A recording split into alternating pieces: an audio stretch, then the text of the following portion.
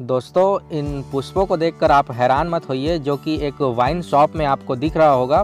पूजन सामग्री में उपयोग होने वाला ये फूल है और बगल में ही आपको वाइन शॉप दिख रहा है। दोस्तों, हम अभी काल भैरव मंदिर में हैं और यहाँ काल भैरव को वाइन चढ़ाया जाता है, शराब चढ़ाई जाती है। महाकालेश्वर मंदिर के बाद उज्जैन काल भैरव मंदिर के लिए ही प्रसिद्ध है। दोस्तों, वैसे तो उज्जैन को मंदिरों का शहर कहा जाता है। यहाँ आपको बहुत सारे मंदिर मिलते हैं। दो शक्तिपीठ मंदिर माता हरसिद्धि और गढ़ कालिका के नाम से भी यहाँ पर प्रचलित है। पर उज्जैन में आप महाकालेश्वर मंदिर के दर्शन के उपरांत जब तक आप काल भैरव मंदिर के दर्शन नहीं करते हैं, तब तक आपका ये जो तीर्थ है उज्जैन का, वो पूर्ण नहीं माना जाता है। दोस्तों, इसलिए हम भी यहाँ काल भैरव मंदिर के दर्शन के लिए आए हैं। बाबा काल भैरव के दर्शन उपरांत हमें प्रसाद के रूप में शराब भी मिलता है, लेकिन यदि आप शराब नहीं पीते हैं तो बाबा काल भैरव को आप मीठे लड्डू चढ़ा सकते हैं। काल भैरव जी के लिए सात्विक प्रसाद के रूप में हलवा भी प्रमुख व्यंजन है। दोस्तों, हम काल भैरव मंदिर पहुंच चुके हैं। इस तरफ मंदिर है, वहां जाना है हमें। और ये सामने देखिए एक वाइन शॉप है, अंग्रेजी मदिरा शराब दुकान। यहाँ से आपको शराब लेना पड़ता है और काल भैरव भगवान में यहाँ चढ़ाना पड़ता है, जो कि शिव के रुद्र अवतार के ही एक अंश है। महाकाल के सेनापति भी बताया गया है उन्हें। उनके ही दर्शन के लिए आगे जा रहे हैं। यहाँ से हम प्रसाद लेंगे और यहाँ देख लीजिए, यहाँ पर और दुकान है। यहाँ पर आप चाहे तो फूल ले सकते हैं। बहुत पुराना मंदिर बताया गया है, महाकाल के सेनापति काल भैरव का मंदिर है। यहाँ पे बाबा दारू भी पीते हैं। तो हम पूजन सामग्री, पुष्प, मिठाइयाँ और शराब के साथ तैयार हो चुके हैं और आगे मंदिर की ओर जा रहे हैं काल भैरव बाबा के दर्शन के लिए। ये देखिए, बहुत ज़्यादा भक्तों की यहाँ पर आपको भीड़ देखने को मिलेगा। यहाँ भक्तगण अपनी मनोकामना की पूर्ति के लिए यहाँ धागे बांधा करते हैं। ये देखिए, लाल, पीले और काले कलर के यहाँ पर धागे आपको दिखाई दे रहे होंगे, रक्षा सूत्र जिसे बोला जाता है। आप यहाँ भी बांध सकते हैं, अंदर दीवार पे भी बांधा जाता है मंदिर के, जो आगे मैं आपको दिखाऊंगा। काल भैरव को महादेव के 5वें अवतार के रूप में जाना जाता है। दोस्तों, महादेव के क्रोध और रौद्र रूप से उत्पन्न काल भैरव जी ने ब्रह्मा जी के अहंकार को समाप्त किया था। दोस्तों, माना जाता है कि ब्रह्मा जी के पहले 5 मुख हुआ करते थे, जिनमें से एक मुख को काल भैरव ने काटा था। दोस्तों, काल भैरव का शाब्दिक अर्थ होता है दोस्तों भय से रक्षा करने वाला। जो भय से रक्षा करते हैं और दुष्टों को दंड देते हैं, उन्हें काल भैरव के नाम से हम जानते हैं। दोस्तों, और ये देखिए, यहाँ पर काल भैरव जी का मंदिर है। आगे थोड़ी सी भीड़ दिखाई दे रही होगी, जो आगे चलकर और ज़्यादा भीड़ में परिवर्तित होने वाली है। देखिए दोस्तों, आपको दिख रहा होगा भक्तों की भीड़ बहुत ज़्यादा। यहाँ पर काल भैरव के दर्शन के लिए भक्तों का भीड़ मिलता है। यहाँ फ़ोटो वगैरह लेना अलाउ नहीं है, फिर भी मैं कोशिश कर रहा हूँ। यहाँ देखिए, उनका वाहन जो कि एक कुत्ता होता है, श्वान होता है, उनका यहाँ पर एक प्रतिमा है। यहाँ देखिए, काल भैरव जी के दर्शन कर लीजिए दोस्तों। इससे ज़्यादा तो मैं यहाँ पर आपको चलचित्र प्रदान नहीं कर पाऊँगा। यहाँ पर एक गणेश जी की भी प्रतिमा है और यहाँ से हम बाहर एग्ज़िट करते हैं। यहाँ पर एक हवन कुंड है, हवन कार्य यहाँ पर किया जाता है। और इससे आगे देखते हैं तो यहाँ पर दीवालों पर अपनी मनोकामना की पूर्ति हेतु रक्षा सूत्र बांधे जाते हैं। ये देखिए, मैं भी एक रक्षा सूत्र यहाँ पर बांध रहा हूँ। मान्यताओं के अनुसार काल भैरव बाबा दुष्टों से आपकी रक्षा करते हैं, साथ में आपकी मनोकामनाओं की पूर्ति भी करते हैं। यहाँ पर एक शिव मंदिर भी है दोस्तों।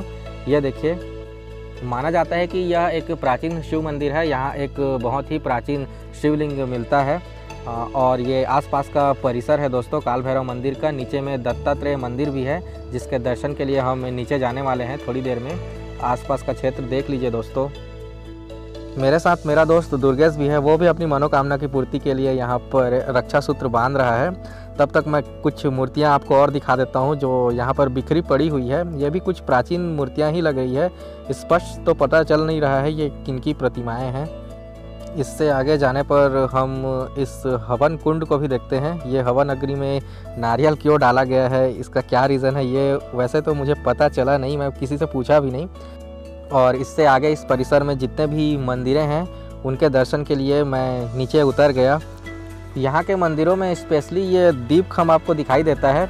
हम जितने भी मंदिर गए उज्जैन के, ख़ास तौर पर दीप खम्भ ऐसा स्पेशल हमें दिखाई दिया।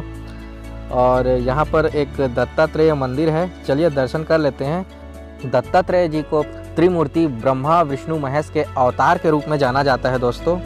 और यहाँ पर उनकी एक प्रतिमा आपको दिख रही होगी। चलिए दोस्तों यहाँ से आगे बढ़ते हैं और इस परिसर में और क्या है कुछ देख लेते हैं। यहाँ आगे बढ़ने पर हमें एक डंडे की शॉप दिखाई दी जो काल भैरव के शस्त्र के रूप में जाना जाता है। साथ में कुछ डमरू भी मिलता है, अगर आप चाहें तो इसे खरीद सकते हैं और अपने घर ले जा सकते हैं। बहुत सारे भक्तों को ये डंडे की शॉपिंग करते हुए मैं देखा हूँ। और यहाँ पर कुछ फ्रूट सलाद भी हैं, आप चाहें तो लेमन जूस भी ट्राई कर सकते हैं। यहाँ पर आपको रुद्राक्ष भी मिलता है। दोस्तों अब हम गढ़ कालिका शक्तिपीठ की ओर बढ़ते हैं। तो दोस्तों यहाँ गढ़ कालिका मंदिर, उसके भी दर्शन करने यहाँ हम लोग आए हैं। आगे चलिए दर्शन कर लेते हैं दोस्तों। प्राचीन मान्यताओं के अनुसार 52 शक्तिपीठों में से एक गढ़ कालिका मंदिर को भी माना जाता है, जहां माता सती के ओष्ठ का एक टुकड़ा यहां गिरा हुआ था।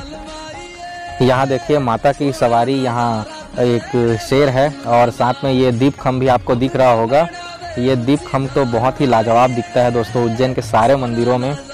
यहाँ हमें चलचित्र लेने से नहीं रोका गया और देखिए हमने गढ़ कालिका माता के दर्शन किए, साथ में आपको भी दर्शन करा रहे हैं। बहुत ही खूबसूरत एक प्रतिमा है यहाँ माता का। और यहाँ के कुछ दीवारों पे मैं आपको दिखाना चाहता हूँ दोस्तों। देखिए कुछ प्रतिमाएं हैं, प्राचीन प्रतिमाएं हैं, लेकिन साथ में यहाँ कुछ मान्यताएं भी हैं। ये देखिए यहाँ पर आपकी मनोकामनाओं को लिखा जाता है दीवार के पीछे। खैर अभी तो बंद किया हुआ है, इस पर बैन लगाया हुआ है, लेकिन फिर भी भक्तगण आते हैं और कुछ न कुछ यहाँ लिख देते हैं, चले जाते हैं लिख कर। ये देखिए यहाँ पर भक्तों के कुछ लिखे हुए लेख आपको दिख रहा होगा। वैसे तो ऐसा करना प्रतिबंधित है, फिर भी भक्तगण आते हैं लिख देते हैं। दीवार थोड़ा सा गंदा लग रहा है, पर अब कुछ कह नहीं सकते। सब लोगों की श्रद्धा है अपनी अपनी यहाँ पर हो सकता है ऐसा नहीं करना चाहिए। मन से मांगी हुई मुराद भी पूरी कर ही देती है माता। भर्तृहरि गुफा पहुंच गए हैं दोस्तों और देख लेते हैं। सम्राट विक्रमादित्य के नाम से ये बहुत ज्यादा विख्यात है। भर्तृहरि उनके अग्रज है, उन्हीं के बारे में यहाँ हमें कुछ जानकारियाँ मिलेगी। इन सीढ़ियों के रास्ते हमें नीचे उतरना है और अंदर गुफा की ओर जाना है। यहाँ देखिए एक गौशाला भी है और कुछ छोटा सा स्टॉल भी है यहाँ चाय पानी के लिए। आप चाहें तो यहाँ पर टी ब्रेक के लिए रुक सकते हैं। यहाँ से आगे जाते हैं तो हमें जूता चप्पल स्टैंड दिखाई देता है। यहाँ आपको अपने जूता चप्पलों को रखना पड़ता है, अंदर अलाउ नहीं है आपको शूज़ या चप्पल के साथ जाने के लिए। फिर ये गुफा का प्रवेश द्वार है। यहाँ लिखा हुआ है फ़ोटो खींचना मना है, लेकिन आप कुछ फ़ोटो ले सकते हैं यहाँ पर। यहाँ देखिए एक भगवान बजरंगबली की प्रतिमा है। सामने हम देखते हैं तो गुफा का प्रवेश द्वार दिखता है, वहाँ विक्रम बेताल लिखा हुआ है दोस्तों। बचपन की बहुत सारी यादें जुड़े हुई है, आपने सीरियल देखी होगी ज़रूर विक्रम बेताल। यहाँ देखिए एक प्रतिमा है जो कि भर्तृहरि की है। ये संस्कृत साहित्य के प्रकांड पंडित भी रहे हैं। ये गुफा के पास में ही एक काल भैरव की प्रतिमा भी है, जहाँ फ़ोटो वीडियो लेना अलाउ नहीं था दोस्तों।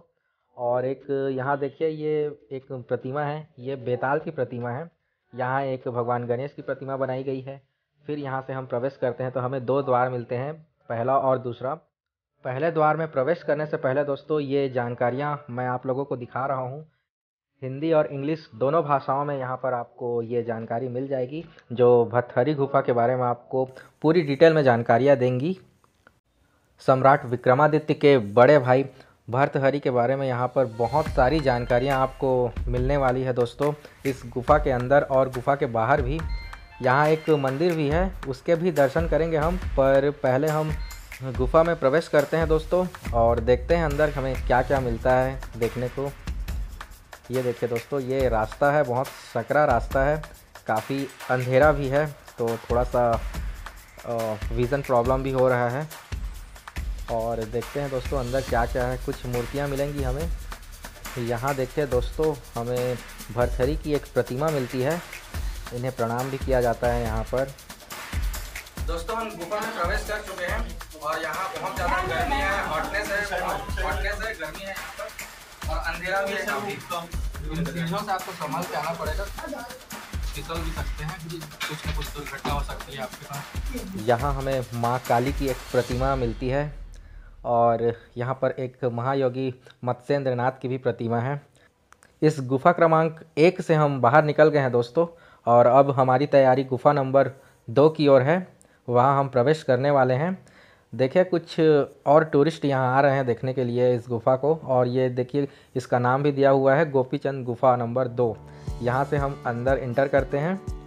ये भी लगभग सेम है जैसा गुफ़ा नंबर 1 था, पर यहाँ आपको भर्तृहरि की धूरी मिलती है, साथ में एक प्रतिमा और उनकी चरण पादुका भी देखने को मिलता है। यहाँ से आगे आपको झुक कर जाना पड़ेगा, बहुत ही सकरा प्लेस है। थोड़ी सी भीड़ थी इस कारण से हम पीछे रह गए और यहाँ पर केवल एक व्यक्ति ही जा सकता है अंदर। एक बाहर निकलता है फिर दूसरा दर्शन करता है। अंदर में एक शिवलिंग है, ये देखिए एक भगवान शिव का एक शिवलिंग यहाँ पर देखने को मिलेगा। इसका नाम भी नीलकंठेश्वर शिवलिंग रखा गया है। और इस गुफ़ा से भी हम बाहर निकल गए हैं दोस्तों। वैसे गुफ़ा के अंदर हमें जैन धर्म का भी साक्ष्य मिला है।